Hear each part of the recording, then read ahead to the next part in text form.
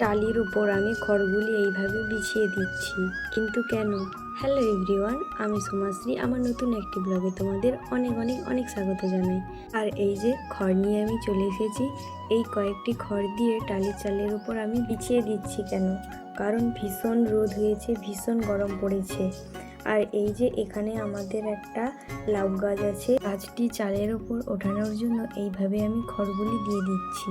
কারণ এই ধরনের লাউ গাছ, কুমড়ো গাছ অথবা যে কোনো লতানো গাছ চাংড়ির ওপর সাপোর্ট দিয়ে ওপরের দিকে ওঠে, কিন্তু অনেকবারই একে টালির ওপর ওঠানোর চেষ্টা করেছি, কিন্তু উঠতে পারিনি, কারণ টালির ওপর কোনো ধরার জায়গা নেই।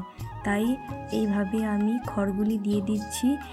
দু একদিনের মধ্যেই ও খড়ের সঙ্গে ভালোভাবে ওপরের দিকে উঠে যাবে। আর এই যে দেখো আমাদের গাছে আমগুলি একদম মন্দিরের উপর ঝেঁপে গেছে গাছটি, মানে আমের ভারে মন্দিরের উপর একবারে চলে এসেছে। আর এই দেখো, তোমরা দেখেই বুঝতেই পারছো যে গাছটি কতটা ঢেপে গেছে। আমি দাঁড়িয়ে আছি আর আমার কত নিচে আমগুলো ঝুলে আছে। আর জানো তো, এই আমগুলি পাকলে ভীষণ টেস্টি আর খুব মিষ্টি হয়। মন্দিরে পুজো দেওয়ার সময় ভীষণ অসুবিধা হয়, কিন্তু আমগুলি এতটা মিষ্টি, তার কারণে ডালটা আর কাটা হয়নি।